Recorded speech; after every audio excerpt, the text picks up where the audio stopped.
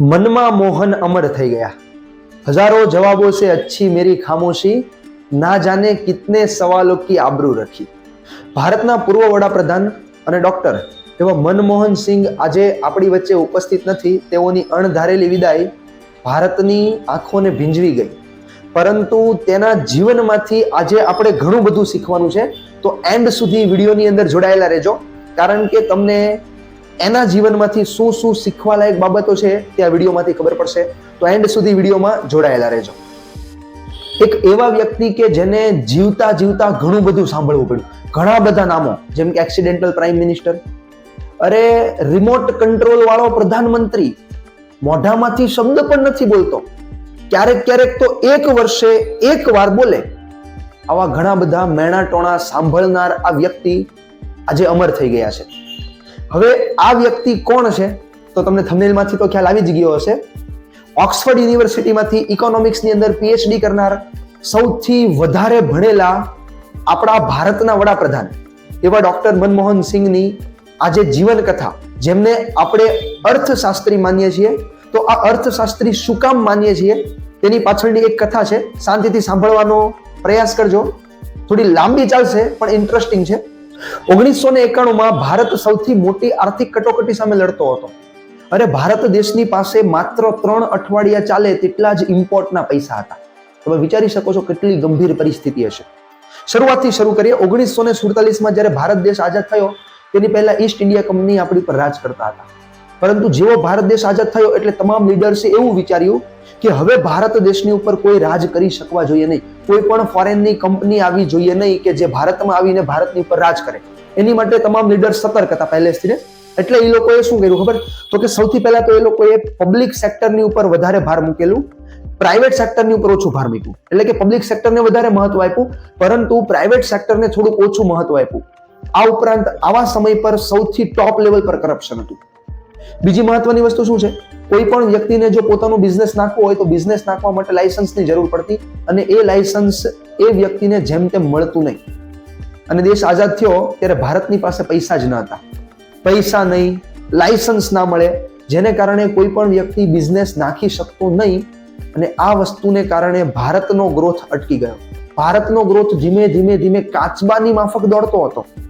દોડતો તો ના કહેવાય, ચાલતો હતો એમ સમજો, કાચબાની માફક. હવે આ શરૂઆત હતી આર્થિક કટોકટીની.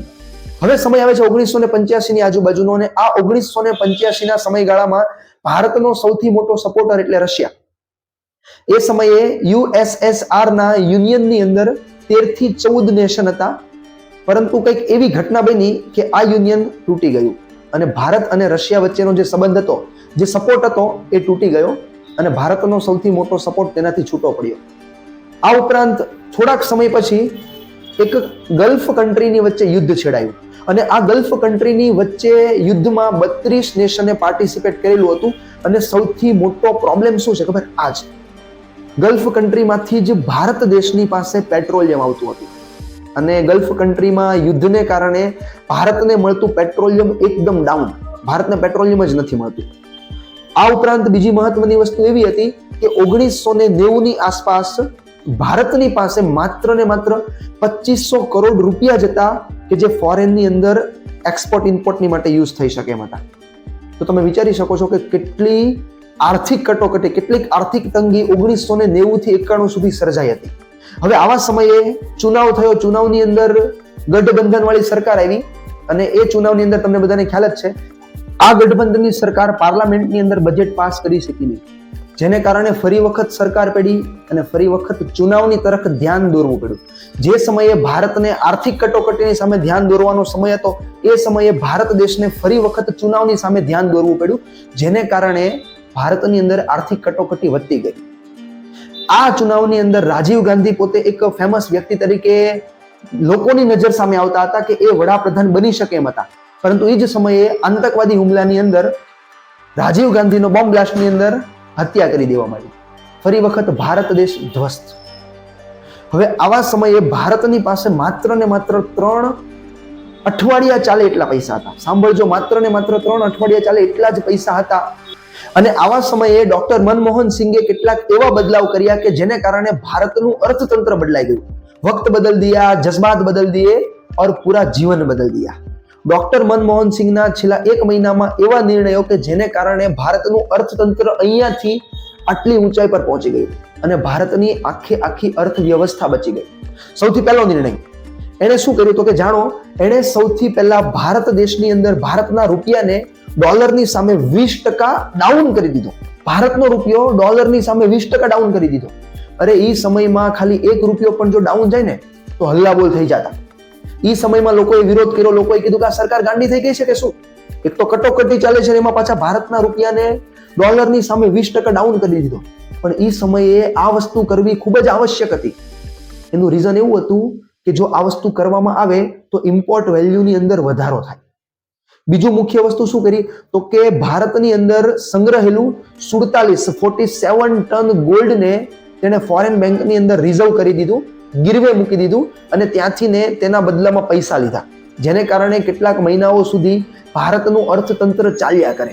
આ ઉપરાંત 1991 પહેલા ભારતની અંદર અમુક વસ્તુના ઇમ્પોર્ટ માટે જ છૂટ હતી, જ્યારે અમુક વસ્તુની ઇમ્પોર્ટ માટે પ્રતિબંધ હતો.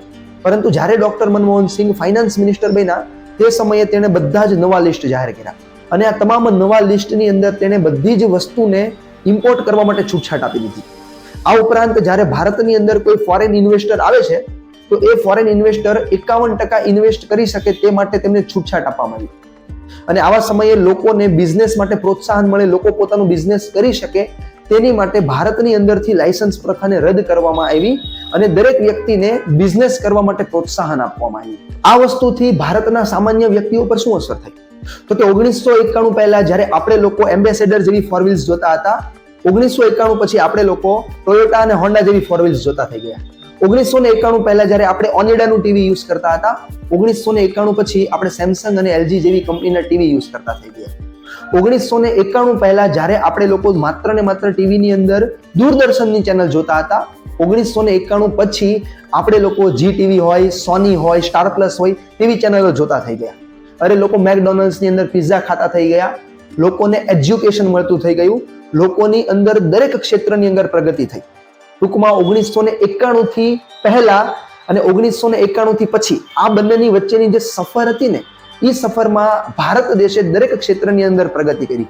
ભારતના દરેક લોકોને નોકરીઓ મળતી થઈ ગઈ અને ભારત દેશ ધીમે ધીમે પોતાની આર્થિક પરિસ્થિતિમાં પ્રગતિ કરતો થઈ ગયો અને ભારતની ઇકોનોમી દિવસે ને દિવસે પ્રગતિ કરતી ગઈ. આની ઉપરથી શીખવા શું મળે છે?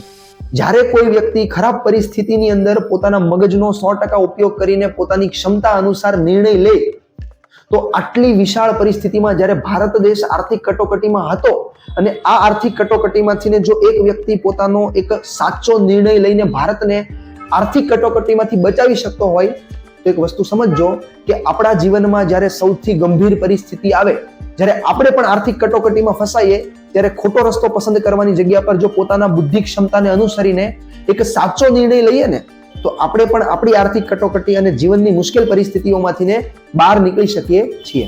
Thank you very much. Next લેક્ચરની અંદર, નેક્સ્ટ વિડીયોની અંદર ફરી વખત મળીએ. ત્યાં સુધી ખૂબ ખૂબ આભાર.